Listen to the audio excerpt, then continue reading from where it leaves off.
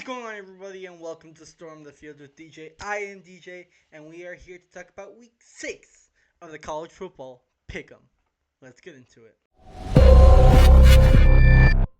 Alright, so last week was not a great week for me. I was 3 of 7 in Week 5. To be fair to me, most of these losses were one-position games. Besides UCF, the rest of my losses were at least less than 7 points. Again, I had USC beating Illinois. Illinois did bounce back to win that game. I had Minnesota, which was correct. Louisville beating Pitt, correct. Kansas lose to Cincinnati. I had the very big win for Notre Dame. I was wrong on the UCF pick against Kansas State. Wrong with LSU against Ole Miss. Wrong with Oregon, Penn State. However, I was very close on the score. For Oregon, Penn State. I then also got Alabama, Georgia wrong, and BYU, Colorado. So hopefully this week we can improve once again. And yeah.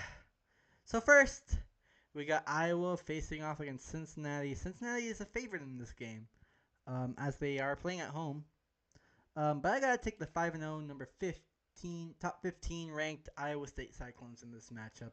I do think Cincinnati is a pretty good team. It seems like Vegas is favoring them, but I do think Rocco Becht is a very good quarterback that could lead Iowa State to this win. Now we got Baylor versus Kansas State. Now, if we started this in week 1 or even week 0, I'd probably go with Kansas State here. But Kansas State, besides their win against UCF, who is an okay Big 12 school, hasn't really shown anything. Until you face a good Big 12 school and win, I cannot. Now, while Baylor has also played a good Big 12 school and lost, as well as a loss to SMU, I trust Baylor more than I trust Kansas State. Kansas State only has one FBS win this season, while Baylor has 2.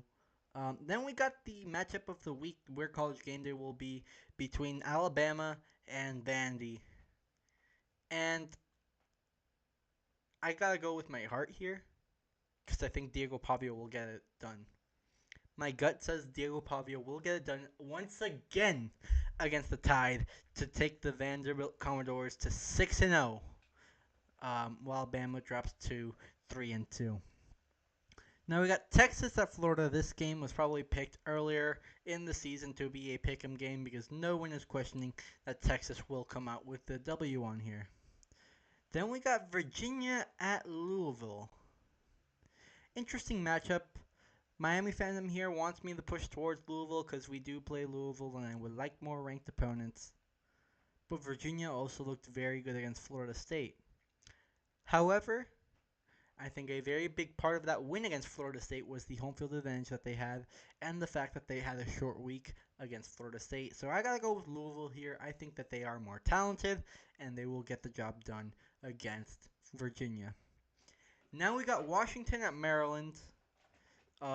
Washington is favored in this game, minus 250. And every duck blood cell in my body cannot let me do this, but the Miami one can. I got to pick the Huskies. They look good against Ohio State, even though they lost 24-6. They still look decently good. Holding number 1 to almost not scoring in the first half is pretty impressive. Their offense just needed to show a little bit more. Now we got UNLV facing off against Wyoming. So, and I gotta go with Vegas here. Not only in the fact that UNLV is favored, but they are the University of Nevada, Las Vegas. So I gotta go with the Rebels here. I think they have been playing well this season, and I think they could take care of business on the road against Wyoming. Now, we got a matchup I will be at between the Miami Hurricanes and the Florida State Seminoles. Florida State's going to be looking to bounce back this week, for sure. After that loss against Virginia, they are going to be trying to bounce back against this Miami Hurricanes team. And Miami coming off a bye week is historically not the best. We broke that bye week curse last year. However, it still may play a factor. We should be better rested than Florida State, and we should be better prepared. I do think Miami is the better team. Even if this was a top 10 matchup, I would have still taken my Hurricanes. That I do not see I could see Miami losing this game.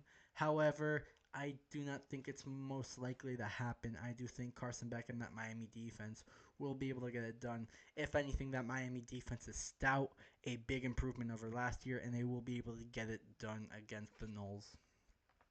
Then we got two teams I picked last week, and the Kansas Jayhawks and the UCF Knights. And again, I gotta roll with Kansas. I like Jalen Daniels. Jalen Daniels to me is one of the best players in college football, especially at the quarterback position this season.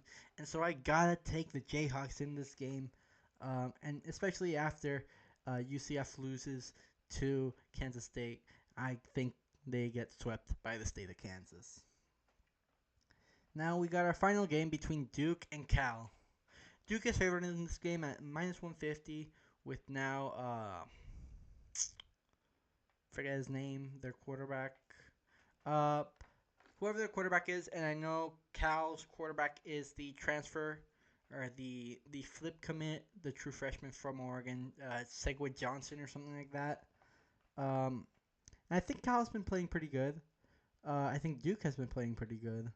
I believe Duke's only losses have come to NC State and Syracuse, I believe. I can't remember who exactly they have lost to, but I do think Manny Diaz is doing something good there at Duke.